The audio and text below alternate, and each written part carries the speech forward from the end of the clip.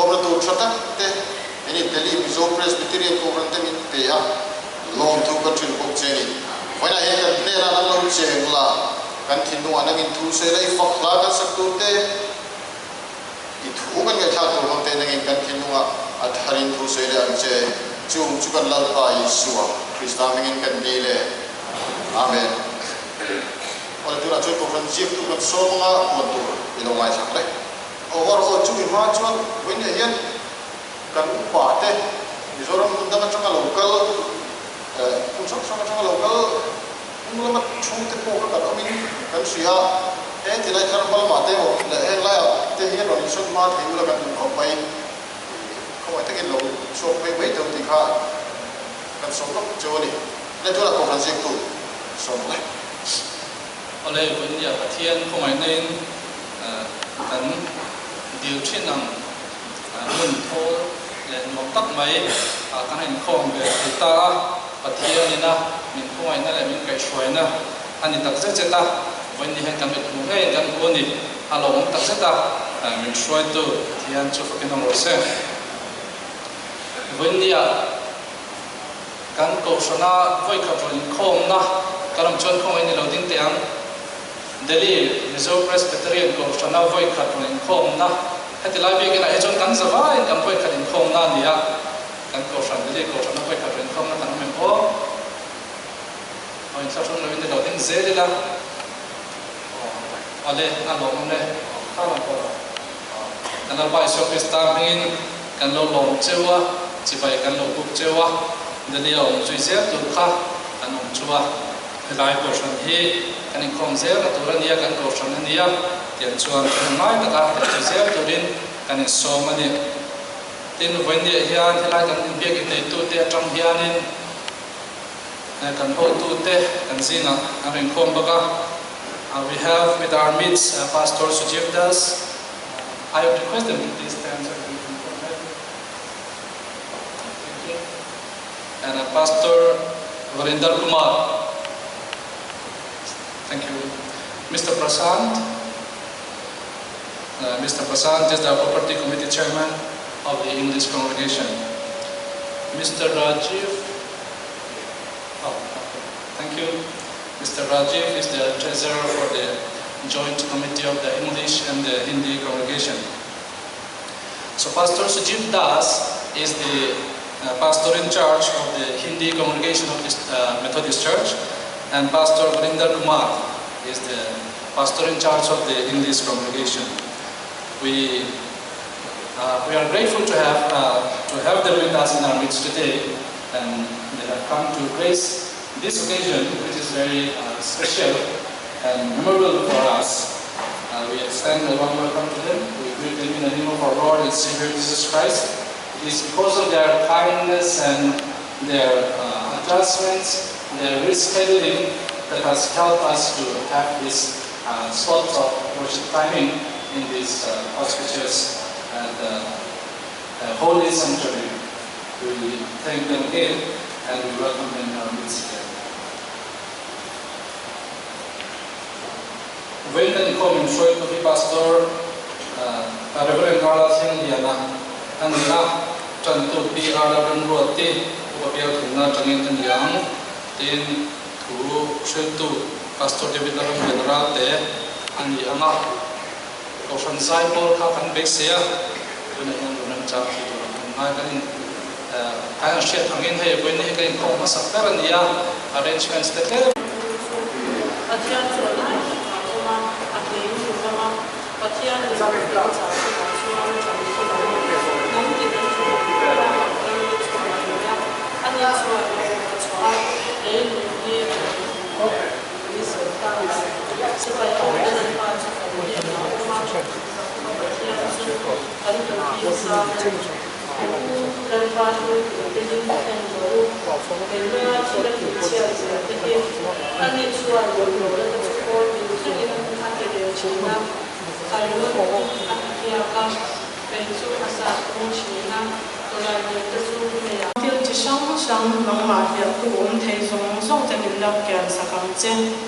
he inkhawm hi lalpa man ka shwaya tran saka kan dia na thara thiam hemin ron lalpa kan zabai mai han kan te na ro le puang than mon le la kan hun bang tu tur song song te lalpa iputa atharin kan mon na le poke eng kim kan ti ro pe na ni se he kan lalpa to ta pe swa ni kan ti la che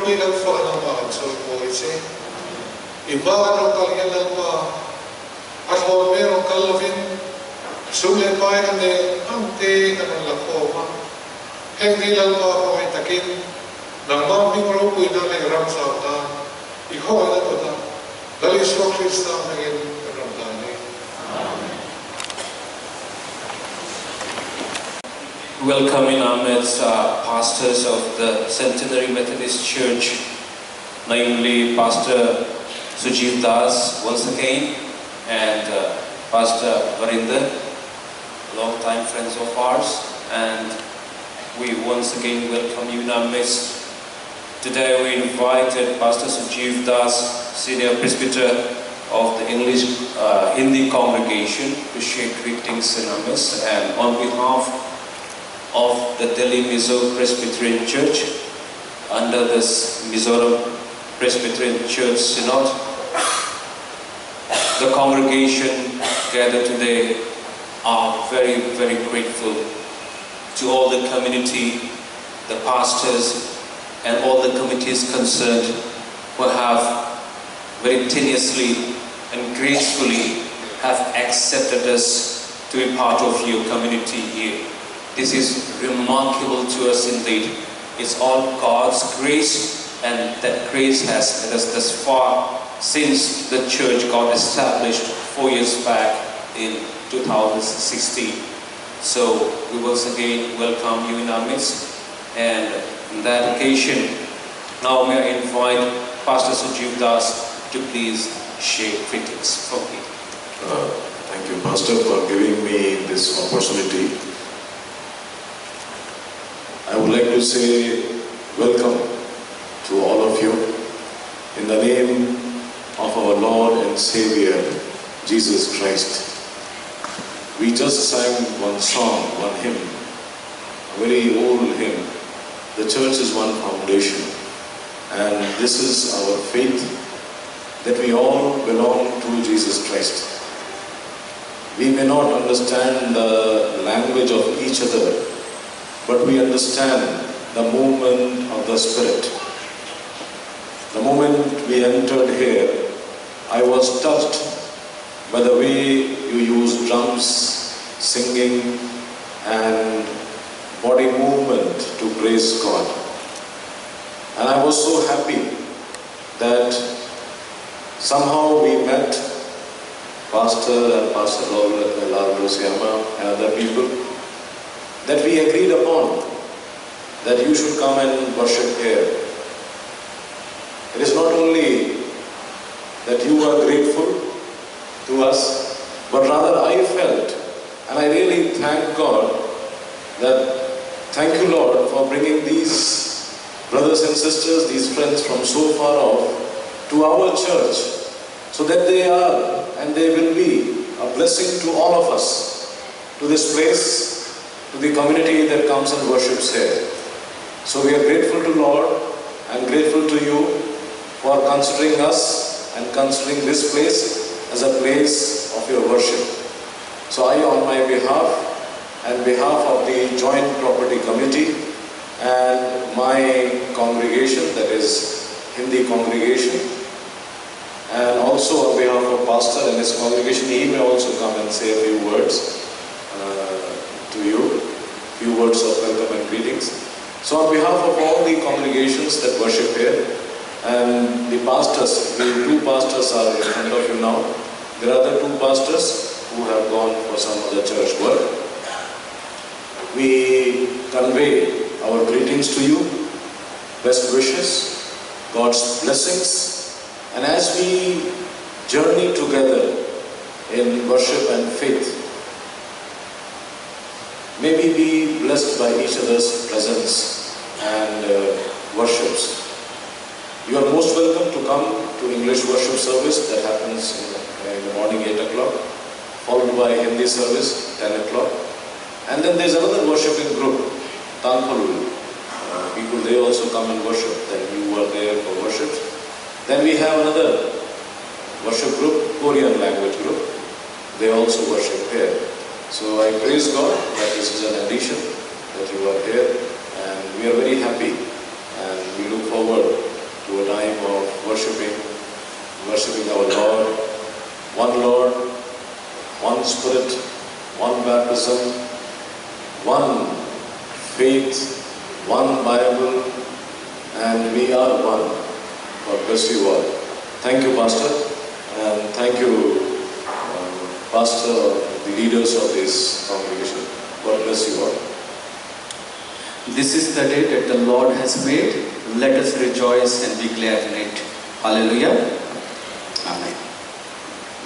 I take this opportunity on behalf of English congregation and on behalf of Hindi congregation of Centenary Methodist Church to greet all of you in the mighty name of our Lord and Savior Jesus Christ, and also to welcome and to receive into our church in the name of Lord Jesus Christ. St. Paul reminds us that we all have blood relation. We all have blood relation. How? You belong to Mizoram and I belong to Delhi or other part of India. We all are saved by the blood of Lord Jesus Christ. We all are washed by the blood of Lord Jesus Christ. So we have blood relation in Lord Jesus Christ. So once again, I am grateful to God, as our dear pastor, Rev R said, we welcome all of you, and God has created and given this opportunity to you and as well as to Methodist Church. So this holy sanctuary can be used to glorify His name. Long back, I think 4 and 5 years back, we had interaction, or I had interaction with Reverend David Ralte.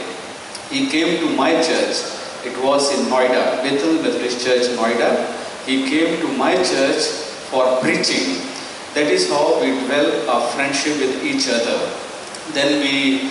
came to Delhi as a pastor of Delhi Mizo Presbyterian Church. We met and we had interaction, and he said, "Hey, Pastor, we are looking for a place for a worship. We are looking for a sanctuary for a worship."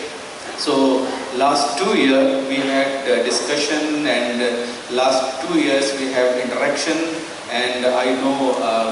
many Mizo friends in Dwarka and also in Delhi. So I met them, and finally we came to conclusion that this is the time. 4:30 onwards we have slot. You can come use the holy sanctuary of the Lord for the worship. So we praise God that you are here, and today is your first worship service in our Centenary Methodist Church. So once again, we welcome all of you. May God be with you and bless you. And kindly feel free, Pastor, feel free to contact us for anything. Myself, Pastor Sujit Das, and a few members from Hindi and English congregations, they are always available to help you. God be with you and bless you. Amen. Thank you. Rev R.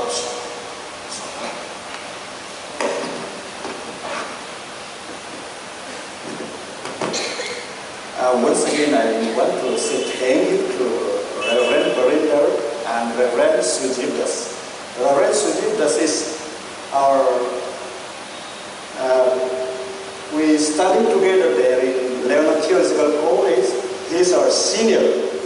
Thank you, Reverend, for giving us opportunity to worship together here in your wonderful church. Thank you, Reverend. You don't try to. Love Ganpatian, Reder Fan Siam to Delia Yang, Mizoram Synod Inkhawm Queen Arvelangin, Inkhawm Takin Presbyterian Okhan, Apul Ganantra, Suisse Lade, Boro Tisham, Shankara, Iko Fran Ho Pe. Inkhawmna tur mumal nei manglova Hruaitu te kanva kwal nuwa lapa venia hian kunga aloliam don tamai sumi huna mer chuan inkhawmna hun that mai delia o munwang perpol biangin that mai kan sakhan nimmi alo lapa kan deal helai moni kan pa base view ko de lo ikhong mai na helai muna lalpa immi te Mizoram Presbyterian ko san member te chamuang ta nangma kan bia the na tha min pe ko ba min lalpa long thu kan thil che im min ro ko kan fake voinia hian lalpa he bia ke ni kene Mizoram Presbyterian ko san member de lia om ten nang ma lim taka kan biak na mun nang ma tharau thiang lim pol na kan chan na mun kan lungai le kan mangana te pro in de na kan ron thor na mun lo ni sila tharau la ril tram mangang le panwai thale thu sei to som le pon helai muna hian nang ma sakna thar lo nei le thin ro se lalpa helai muna nang ma betura local form immi te tharau thiang le min lo khoi la kanzawa nena a tharin nangin ronin puangla helai muna nangma betura kan local dam tur kong akal kong le rom man song po nangin remin ro thar sak zenang che helai muna lalpa inkhawmna kan nei ina tura lalpa nei tu te thin lunga min tho sakawang koi all pai nena lom thru kan chia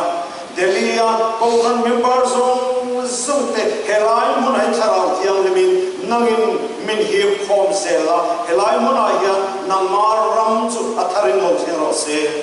helai pai so Krista min kan di le na chuan an thu cha sei tu pastor David Lalramliana so chum to ma ikina khom mal som na min tin turin Rev PC ro pira som kan ni luga ji ade na ma so tin sala thage na tuna tu cha se ti so when ni pathian shoi na pathian rin om na pathian chat na ko fran hoten kan na muze hi hamaro pui em pathian chu fakin om ne ro se hey kan ma in khom ten committee shan tenin berona antan kan tong chaya pathian ni in khom biakin hi a Hruai le achung le chebel zo sok mang tu hi jing ta ge tangin an oma English congregation the Hindi congregation he chu an tam tu ba ge na ni khom chok hiala tin pathian ni pasaber hi Holy Communion an bot sai china an kaldana in dot suta chunga ta ko chung khomai takin hun min bon sak ti shamangin ti in joint committee training go peka chuan Korean ho anin khong ko kan noya kan mami chi tang khun una te an ni he an ti fu chuan sang rol kenin khoma in chunga lenglo hian an noya ko projector ne chu tiang chuan an feed fla chu tiang chuan min khoman u khop maya an ni ho hi kum som thum kan panamaloi khop to ten ni a in ti ta tu takan ni thum chu tiang chuan Hindi le English congregation lampang chu kan lawin chak thei mai anga ti in a Hindi congregation ko pastor pakhat so in a sacrament thea buat sai chin ka pastor pani ani na ben hiala pension to te ko heminital isun ran puiro ti in chu tiang chuan ke ni ho hi min lo dong song turin the pat to pin kan ma mi te ko in buat sai ni chu pathian na tho ani ga câu thân hậu tệ và thiên nên là cần trồng trai hậu là rạc ani lalpan ami te in lung ruan la trồng trai nên sự ngay quay bộ ani thì có nhẹ là chiang hen lalpa cho phát hiện lòng se kan tăng khẩu nào te ko so ta Gurgaon te Ghaziabad te Greater Noida lama trăng te le Dwarka le kini ang bukin hun sang trangin nan ni sang orang ni khoma an pastor te le secretary te shan pa ko man lo mai le a khongai takin tia kan ngien na chu anin lo takin e kan ma mi te in son pa chu ke ni po ni da kan na ti ngai lo ta ka khan le sang be to rin kan kal ma ga in khom te na tu ni phot chuan kha te lo sikanga in ta boi tha ton e mai ti in min lai na so ka ni le ma chuan phu bo ka in ti lo ama lo chu pathian ko mai nei amana sa e mi de thin lu ma thu soi thei tu chu ki pathian ki ti a ro ko ka ta sa ta ni an ni point e to pin min fo na ei bul kan tana man ruwa kan nei tama kan bang tam lo to mai a kan ti boi lo so tar li a chuan in bo man shrimang ti ani ti na chu kan na ka re no kin nan ti no tlenga ni pathian na tho kal zera ni tin nizan maya committee ba service te tin nge lian tin ko khan member te pun sang kil sang kan din pun te han thira angai to na samai kan secretary te ho le kan treasurer te page jin ka gon theng khan ruam mana khowara kanon post mun ti in bas te kanan be chopa chuta an lo rem ti mai ni lovin fi alamen an pele a lo to kan sai make line ro a kale a en tin nge niang tin kil tin tang mai pas kanin ma na tur kan sa na tur ro tui vel kan nai tuin pathian ne na kan lo di la kan tong trai kha ka ro poi na an zo lo poi nia he bia in kan senior pastor na soy khan kan ku ta sak ni lo saksa le go kan hotel yakin pa ma tak kan tha hel zia pathian ne na kan sen thin a nge ni thoi thleng ta a lom khu mai pathian ne na lo tu ro se he hun noi poi mo ko kan mem ba te le kan ni khol te in du chuan in chol he amaro chu he hun min ngai poi mo poi ron khom tra ngi ngau sa poi no ki kan sia in suma ko fan mai o on long ku so ya chuan an zi na ro tu te po kanom zela kan in thasek lowa ke ni ho hi ram ko na kanom lowa mizoram ma kan rom bol tu kan upa te le rom bol tu poi bo tak te po in om thina mi da ko kan lo se lo cheu ni poi in sia te ni thei ram sela kan ko fan sia tu te ne na amo yo tu pastor te mi kan om suan fo ne in sia te kan lo khom to ne ti talin ti an suan ne lai thu mun kan bo sai te po hi ron lo sa turin kan som sewa voinia kan van ne kan ni lo a kan singa he kan sinot pa kan ho tu te singa mi Dr. Robert S Holiday ka kan tong songa ni hi ni kum lama tupo ni kum sa han ti dam rong bol na tokin kan singa arong kal so ka zaramal so dong te ko kan oma tuna hian sinot le Trans World Radio kan tia TWR a Green Park son office an neya kum som liam kal ta khan kan sinot ne na thok khok tur partnership turin anon ti na re to partnership in kan thok ta a tu ta sun board member ani mai ba ka nimin lok khan ani thanga ani hi India ram kuma Trans World Radio vice chairman ta than le ruat ani boka ani hi sinot nama mo pura chang chang sel to department chang lo sel to atuna hian asia solo chuan sinfo anti sinot communication department liam tak mai chu bi an call to chu ni ani hian boine kan kim thate a honanga kan chan chin te honanga zorong kum en turin le ke ni bona kan lo en ve the mai chuan kan chan chin te kan lim thate a hon so don ni tin hemi atama in bot saina koma ko khan mem parte mani om pura tanga tong traya pathian ne na thane mai taka lo khen tu te in suan ni a thalai te ko khan papalai te Sunday school sirti tu te arem jawa pia in seng sowin atla thok tu te tiang zel chon ko khan committee an pha to kin kan tip chawa engzong songa hian pathian ro pui ro se voinia pathian tu kan mai tu hawatan hebrai le kathon bung som pakha sang ria le sang som tu hebrai le kathon bung som pakha sang ria sang som tu chumi so korin le kathon pani na bungli sang som pasri le som paria tu te kan sia le donia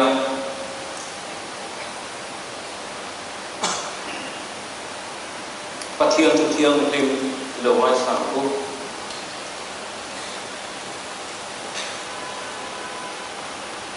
rin in Abraham chu khova ha online khan aro chun tur munalu turin kal chuat thu apom ta tin akal tur lampo shelovin akal chuak ta rin in ram tiama khan mirma chamang main alo cha tarenga thutia bun khat aro chun puitu isakale zakopatene chuan puan inakte an oma khwalum phum tenei mi pathian rel bol le siam chu anga reng si korin le kathon padik na bunglia kan shom ne tak tun mit khap ka chu chawom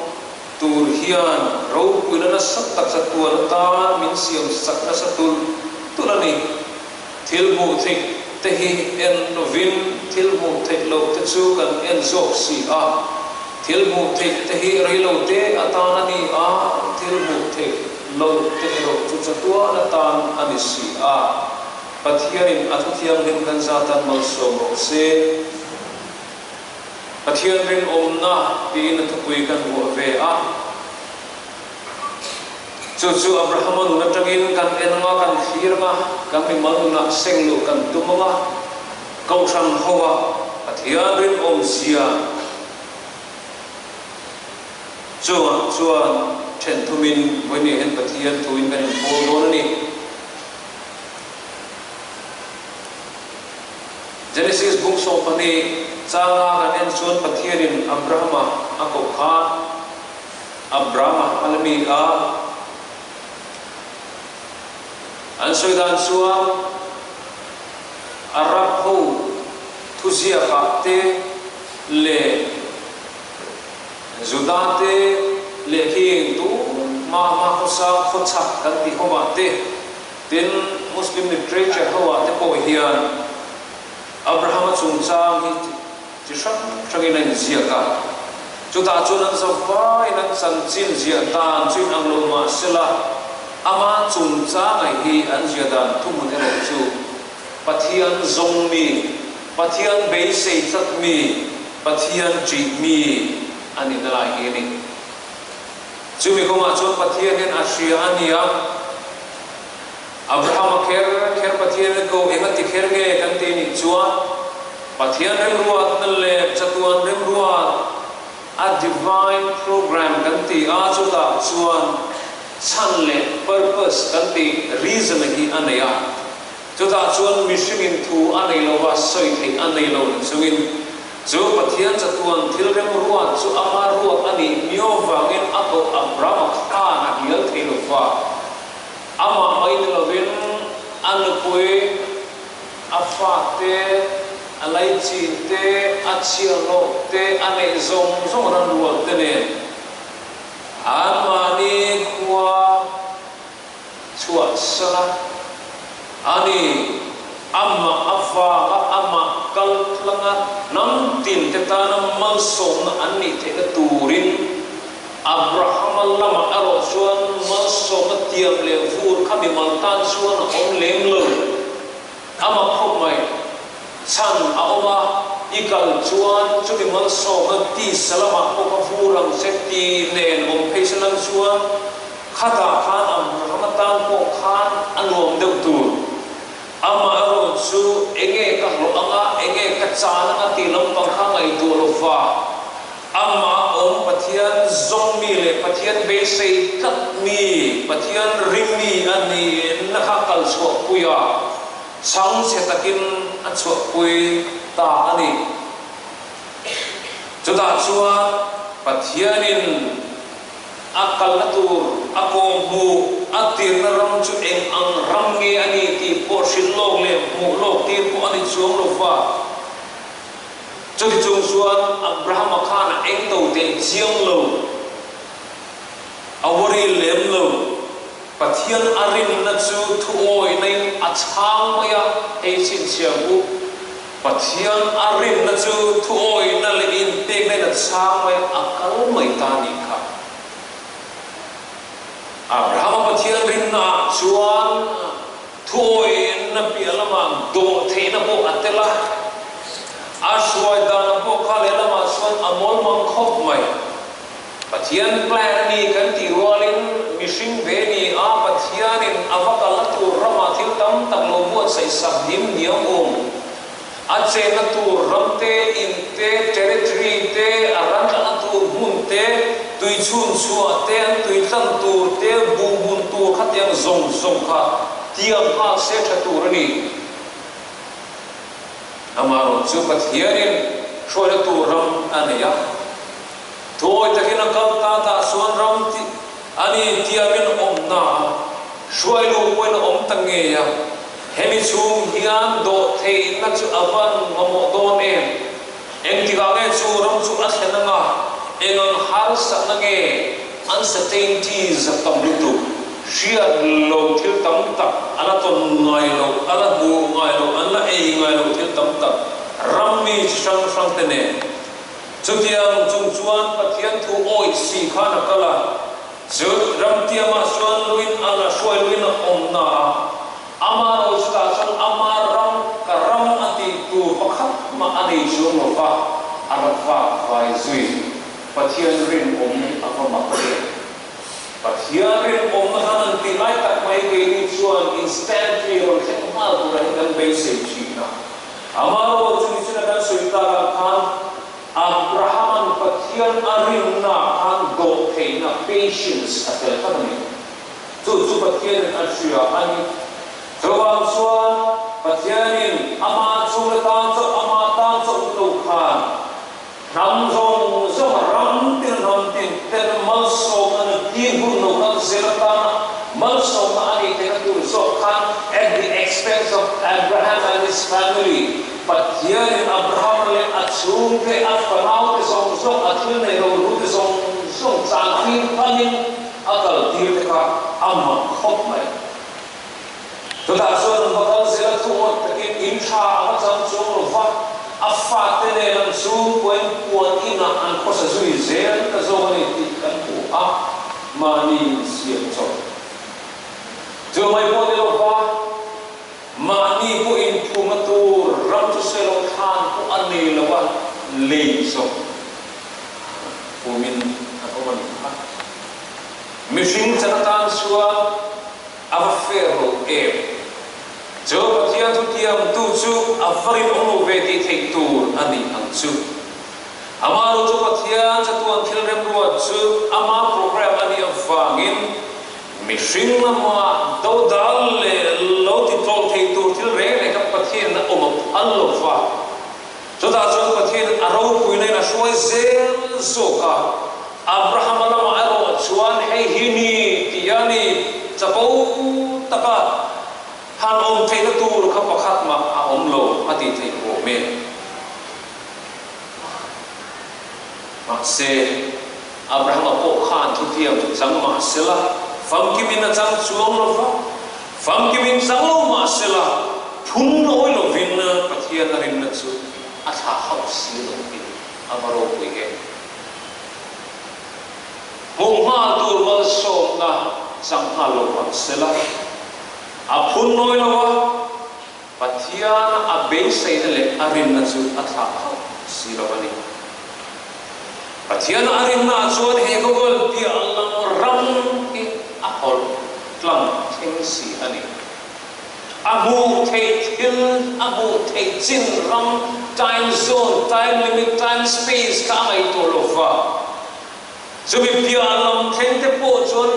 Abraham chuan rin nei na mutat thum si a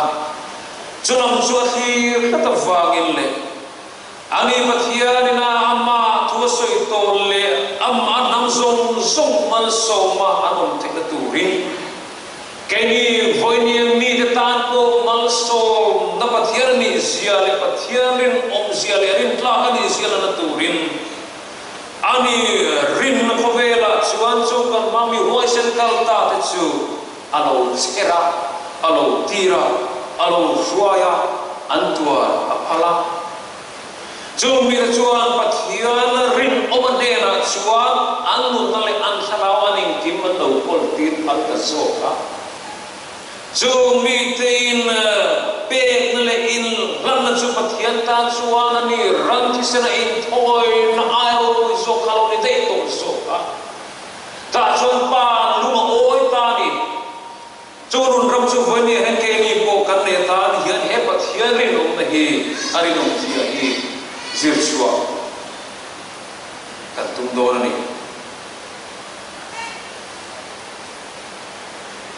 jo pathian rin om na chu Abrahama khan khati khaloni ko ni sela hal to lo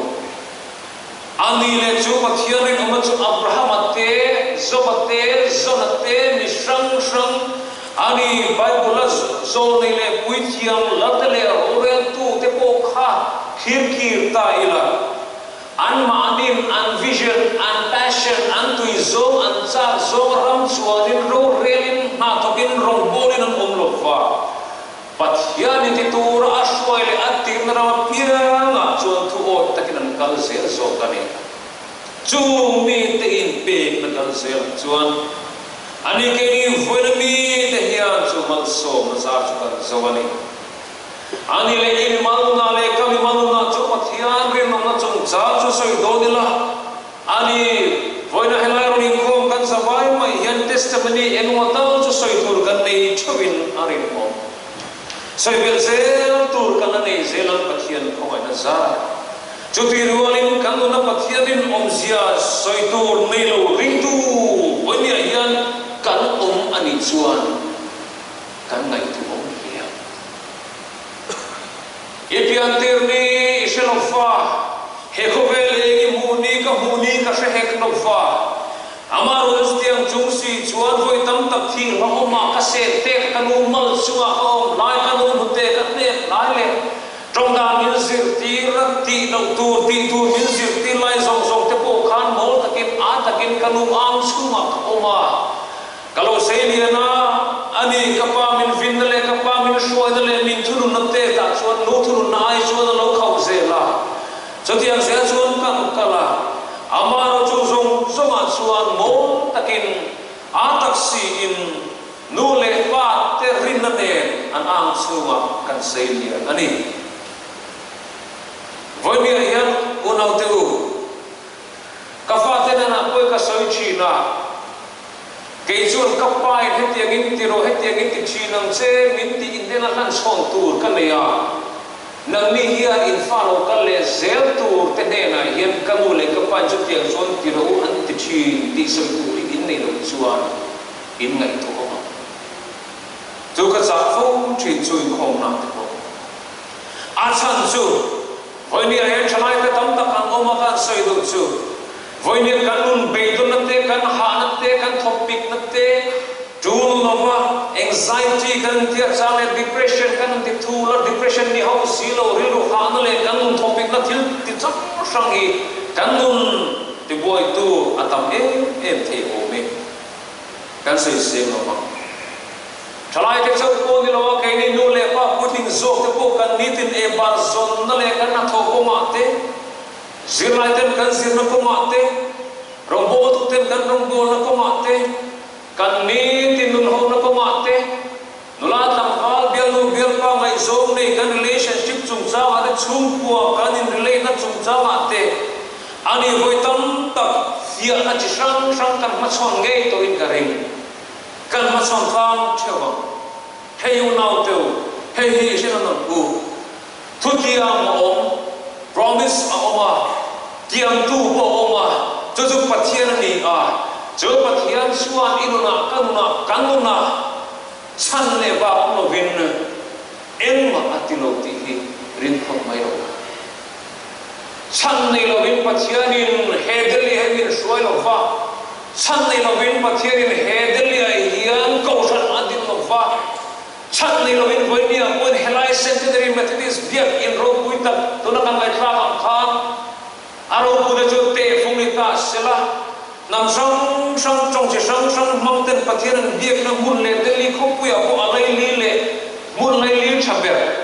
yenter te zingami Cathedral Redemption Church kan ti solai san sab ma mi ti lo chuan hey hi alian o takani kani Protestant ko san ho ba chuan Catholic uno de chu solai Cathedral san ban ne ya dan takani maro chu kani kan hu phak to ba chuan Green Park Free Church te po kan na ti sama kan na dil sama kan ko phan member te siwa an fa te no go tu lo bel shek te ne po kan reka kong chi sang in an bishop thegin kan dora kan foi tam tak ma se milo phalo sak chan te hi voi ni en kan thiam to mai nge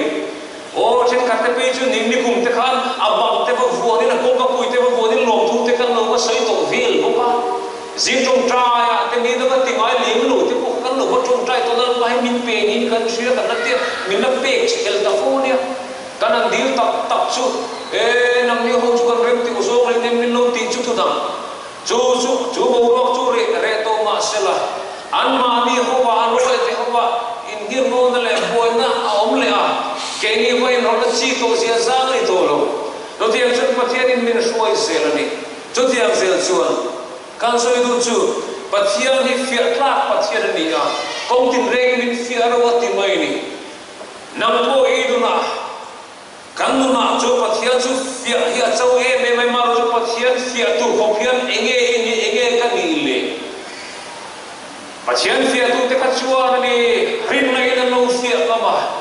pathian ma chona pathian na in bia anin dora saka te po kan pathian buan mi khamule ma se pathian ni buan to em bon ne kin pathian na shua min du ta ni pel he tu min ni te hel tu min kan be sam china kan ni ti na chu fi da lo theng da chu na cha chu min ti chau china min ti mangang china tlalu na tu kan khom soi tu na sam na bas sam li poro ani mana tra ring tu te na lo sai to sam se ku tan so ni lo mangan lai kan tlalu na tu zakop kul bing sam Tadian suan chu pathian chu kan kul bing sam kan thlum na tur ni ti hi kan sia chen china mishing na ma kan thla na ani mishing na ma kan thla na ani lungo na kan zong china kan busi lo fa kan lungai na zo le ka thindim na zo na le ani ka rilur na zo na te min nem tu tur kan zo kan mushin si lo fa ado pa kan bei dong china ngadinge kan te china Zan kamu tui thei lo, enga tinge so kai tui thei lo, na ka top tui thei lo, ka zir tui thei lo, kanu na hian enge om sia om le, a zona tam tak om, tu tiang sel chuan, eng vang nge heng zong zong hi. Chu pathian na chu bung le chang tam taka ma ko sang tam to ena ring tu te ne na ani ga piang te ne na ai la chi na ai kuang chi ti Bible la ko kan bu a. Chu mi chu chiar si lo hian ani mi nu na kan zonga kan bu si lo wa kan mang chi ni. En tin ne ni ang le tin kan cautious maya kan in reserve maya ti sur pal lau de ring kan no buka ani eng hel hi kan nei fo china kan nei tam lu ka so lo va kan in ngai tu ha kan in ngai tu lung puang buka kan in so sa ani lo chama mai voi tam tak kan be to wa nge be to na mai voi tam tak kan in ti ho cham to so buka pelo tu tiang suang ni kan nun hi voi na in kan sum khat so tai la pathian rin le trong trai te hi so lo ti sam ta ko kan nei chi ni ti ro kan nu na amma kan nu na be se thilo then tu kan lo trong trai to chi ahuna then tu ra kan be se theng mai si lo te ne lam hian pathian chu avarin om lo te ve kan ti fo chi na mani palam hun ta kar khat po ulok thei lo hian ringuna hian mani chin fel kan tum chi a fel ne kin avoided tel zo fo chi ani engkim te thei tu engkim chunga tu nei tu ko ta in pe mai hian kanuna khodur cha tak rona jing chi te min noi sok tu khem na le har san na lung ai na re the na thi pui te po hi ron khem thi ma sela ani engkim chunga tu nei tu le engkim te thei tu chuan thu ape chuan hiam thi si ani chu ni mi min shiat pui lo win mi zong zong ai ri si hian kan no fi la ma ni khumai na rama kan oma chu ta chuan kan tang ngoi a chu ta chuan chen ka chuan chua na chang chu shiat lo chua po du lo ta chu ta tam reng zok chu a ro wi ta vio nai ta sun kan bil phong chi ama ro chu ni china ka soi ta kam khan Abraham po kha ani pathianer abe se chin mirin omade na chuan ai pe a pathianin vision ania mathir ania chu mathir chu Abraham ne na ashila Abraham kha pathianer na ai na wangin chu pathianin na vision le plan purpose ani chu Abraham na pori na mai so ani mani nun pathianer na ilhan phalapiang ten na chuan pathianin athil chatuan remruwa athil tu akilo thumchi chumi nun iphal chuan irna pathian thil tum chu seilo namain ithil tum I plan koi aho thingmai han kal lui chin makna in bil le anga in sun le fo chuan sun voi ni kan sabai he hi kan mo pathian rin oma chu arin oma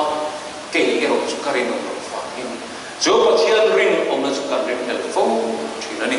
chuan chu pathian rin oma chu inuna kanuna ache thina turin ana tho alo lana turin anne na kanin pe phal angai ni chu te ka tan sun voi ni hian chu pathian rin oma chu kanuna ala thina turin isom no le u Palestina rama khan fa ya rama kha nima sila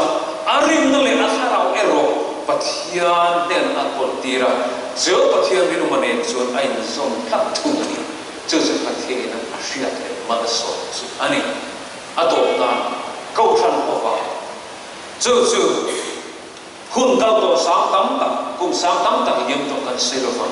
Kini henai Delhi miso Presbyterian Conference kumna kalta su pathian rin ni hai rol ni no honi en kan singa nikum le tur met tar ma salu ka ron khem te po in oma ati ra changa lom to te po then kan oma then kan chuan min tin san to na chuin alaw ma tan pon afia kwar o be inkhawmna kan ngai sak na kan khan khoya nge kan ti a engtin nge niang tu te nge inkhawm duang a soi tura tam boi ne hian ka ngai tu chi na lom tu soi na tur tam takhini mal tak po hen kan mayam ko sam be pui te chuma ko pathian chuma kaison anasale zuan ani ta suan Southgate Hotel kan inkhawma ni za songa more verin bulkaran tana rai lo ba kan khat le a Southgate Hotel nei tu te an fil e maya an mi ko te tan breakfast timing ko ti toy khopin ke ni ka somle san ve in rem chatuna som khata tan la dar som padilet san ve chom ngai tekin bang to la dar khata tekin lunch kan ti le ngan tin ni khat poi khat conference man po si khat sami mela min line sam sare bun min tan tir ni te kha long takin eng tin ge niam nam te ko ran committee kan ngai tua sum alu tam si lo wa pathian ram ip te kan sem khala kan thade de bhani eng tin ge niam mi mal ku ta de ran tanga tholo ve bur khon chi ge niam ti ni se achi bok si lo kan tong trai top china câu phần mi te hawa pathian in chu ko tin te thuron soi zela chu hotel chu ani atira conference hall room mai ni to lo an lunch room ko min hon sak le zela chu ta no pom nen kan leng lo zel ani an mani lobby atele ani an mani room ate man zokin ani min lan kal tir ta zela chu tiang chon kan to ta zela mak tak mai chu mun chu khar ani doli ti kan hello lo re House Cast Believers Church akan August som ni pasari sam ni som pasari kumkan kan in suatu le roi maya chuta po chuan mi danga man ai tlom 50% thokin rolu at chu ti in chuti ang chuan kan ti zela kan leng lo le zela chuta chuan kan chu san nu re lo te a Supreme Court thu pe kin Delhi sarkar hotel basement zong ceiling on teron khata vek mai te anua kalle china a watchman le security ten ama khop mai inom lai mal so ma kan to mang khamal so ma kan dong to mi lo rong ki le uran ti poi khoe kan khom to chonam kan ti ya kan khom thei to lo kan vai pe ko ra unau te bunan chan ve la ko sia thakat ve churin khom man or ti na ron sil ta sia an ni nang lo khomai vele an top floor a rooftop a niliam sar chok ang chia garden umbrella la sar chok sakin na nine khom ti ta sham ma chu te khom chuan ko ran khom te kan mi ring lo ni te ko pathian thu lo soi ti ne mo le ma ro chu an na he tak zela wangin ti in an neu tu si mai be in sector 6 a ke kurma kan lu pu thei ta dar ma bunan tan ta hiap maya voi ni po be ke nan sam lo wa chu wang chuan so ta mu ber ka mi basement che ka thim ta ka ren khom me ka ni Kini po pathian in suai zel gani pa makem in suwa kha makhum mai police ne lawyer te non kala sil buran on te beron kal sak mak mai in khom mai te kan on tal ta sela ava za kha don in min don tui ve ni mole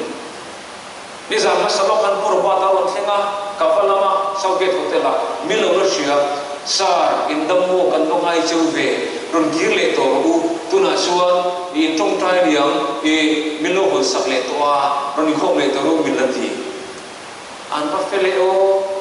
ma se ke ni ti sa chun nu je sa min wa kan ga mi to lo re le pathe ni za thian Abraham der na itha de chu heti za ni ang ti thu ti amang mai khan vonia ko he bia ki ni ro le kan in khom na to ne kan ngai to committee ni za ko ben sikin kan plan suang em o ti ngai to ina ni thin pute te ben real suwa kan lau sia pathian ron chuin kan han rel ba ta chuan ente u he bia kin moi mak khopin heti za ta thina na me te ni fuai Believers Church Bishop alung ache ruwe kok mai adira suan ni sulaman harsa mi hiliza pe ngai siali ze mount to disa chuni no theloni point in thesa ta tin ko ran committee nen ku voi doilo kan rel ho arrange kan pe thesa tur kan suit po khan atamutu kumakal advance kan ten chu kan ti po khan ram pakhat dai fem de le kan leina tu krogli kror na advance pe ka ngai kha ta ang din ng book sila ko hana lela ma sino ta ai khanu ng book si pathian ang bari lo kham fe ko anti ni mai thei the erin he faith is a risk anti ang dong hian rinakal isu mai ve sia subi ko ma son pathian ari no ma chok ko han ko te chuaron tilang le zela bishop bindu sa kanlon amaro chu pathian om puyang su ani suan aman po purnovin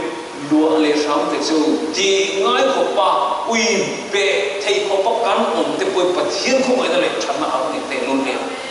chua ko mai o mi ti hi tong tai la avasa ha to ne khoi kan bu nom lo chu ti lai ni chena kan soita kam khan ko ran ho te kan tong trai zela sovein kan tong trai a chin chi le bo kupin kan tong trai a mit tui kan sel kan survive chung zong chu dal pan ani mang nai min sa voi mi helai hian troi theng ta ani nalpa chu pakin omle ro se pathia ni arin omani tiro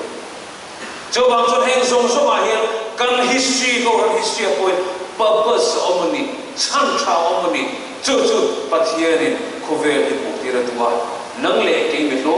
ta na ko chu ko se la to ni cho bang ta chuan cho pathia na ri no ma chu be ka se la ko he ko ran o ko min shoi se la nakin relo te a chon mani buang e rama ko bela shoi luta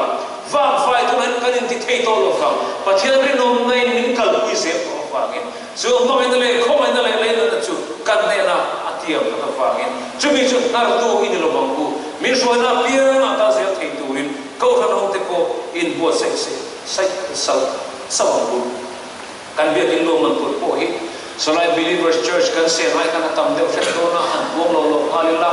to na he pathian ni tin ni to lo win saktin hi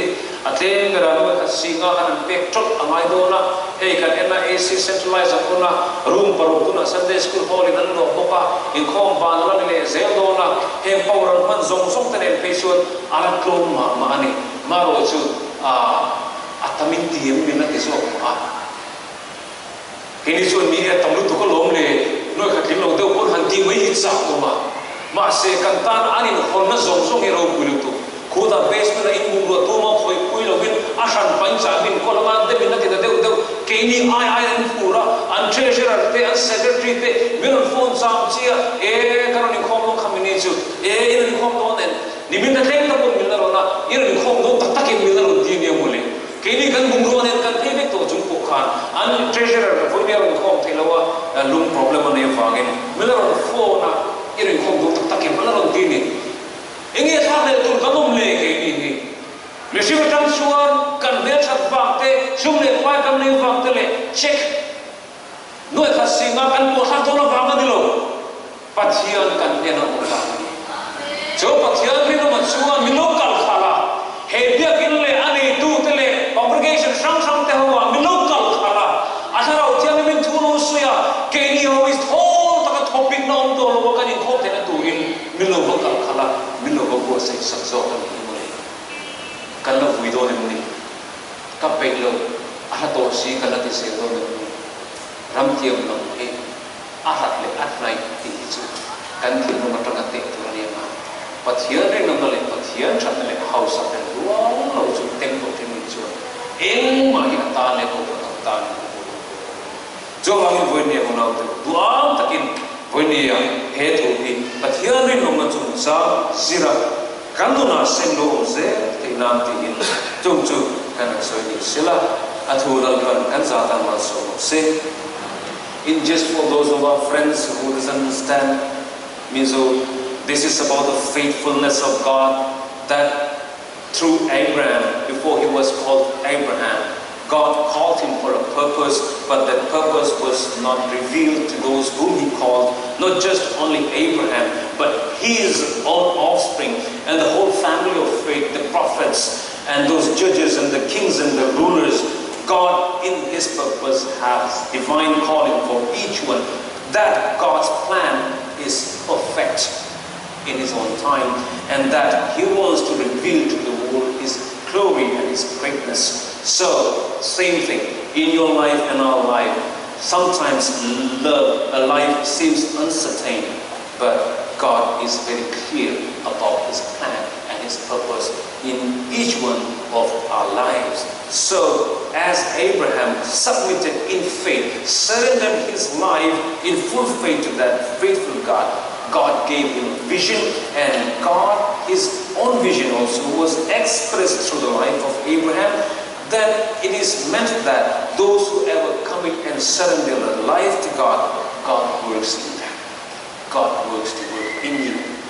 God waits for your commitment to Him. And we fret, we complain about a lot of things in our life, but seldom we can do anything about it. Let's relearn to commit and surrender, that faithful God will be at work in work. So you can call Him God work in me, and that God is my colleague and my co-worker, and He is the guide, He is the perfect lead in my life. And those old troubled turmoil of our life are settled when you commit yourself to God, just as Abraham did. So,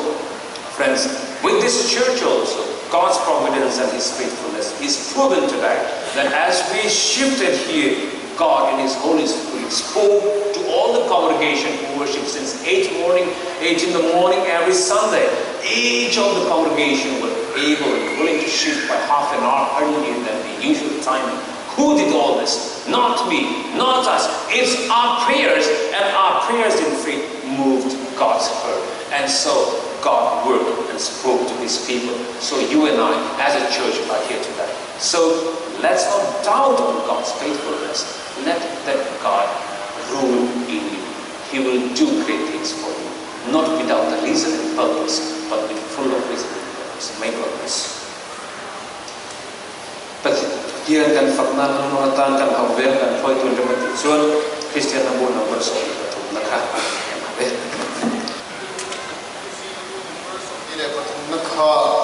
For the German, I can start to imagine come report can lie. When I am waiting, so to from Lalek and inkhawm. No more Sunday school of visa so Sari. And inkhawm, but you can find me easily some Sari there, but whom when I can inkhawm. Waiting Sunday school, waiting to me, see cut Sami some Pole of India. No Pole of Sami, Sari some leader, but the idea to join when inkhawm to me, see cut Sami, some to Palini. But here I'm told me some people here Luta, but here I'm asking to Satum Zakua, Ramtara sing Sansari, Zali, Toju Singa, Sami Songa, Gigit Project Sing to Sali Songa, Vine Sinoi Kat Siru, Sali, Zatum, some to believe when I hear Alutane. Then talk to Jome, he read Aluda. Saludo jadi sama le sesering ini. Letuan acuan bagian fakle joy moinan Kristen pun bersom ni le patung nak kan sakso. Red PC ro ira. Kali kontuman sonan tipu sonan dia.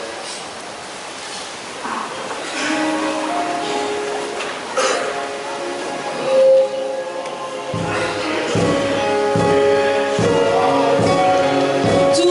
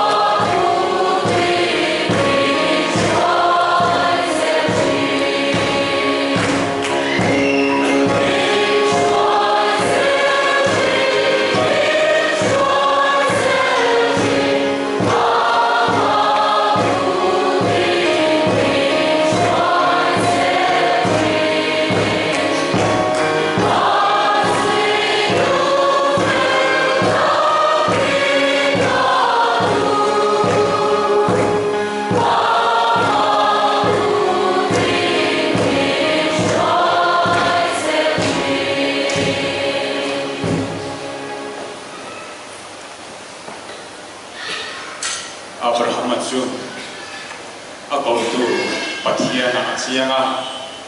renom takina ko tu zuin nung lam hoi to lovin mala pan zela I ko than ho te lalpa nangma min ko tu a chianga renom takana ma zui zia thei turin khara min hruaiam che ibia ko khiang lim min pe a kan long mai ne na long thu kan chu chia kan long na hian to mai lovin in thoi na nung le khiang lim le pathian long tla ka he bia ko khiang ne mai ni ko than ho te la thei turin ne min kuilaจากนั้นเราวินเที่ยวที่เที่ยวนั้นเราวินกัทเราโซอินเลติยาอีกองทัพเอาเตะเฮเบียบุกเที่ยงนี่มาเยียนนั่งมาโบเทตุวินทาราวินมินชัวยังเจอาทิตย์นั้นการสวดเตมินเจนไฟสักอาบาลมาพวกเล็กเล็กวิธีมันมินเสียมตูกันลัลปาจุฟักินองเซล่าปาเลทาราเที่ยงนิมปะเที่ยงเองนิมที่เที่ยงก่อนนั่นเลยใกล้ช่วยนั่นลงตักจูin Zanena tunatangawin ko ay long zero se. Amen.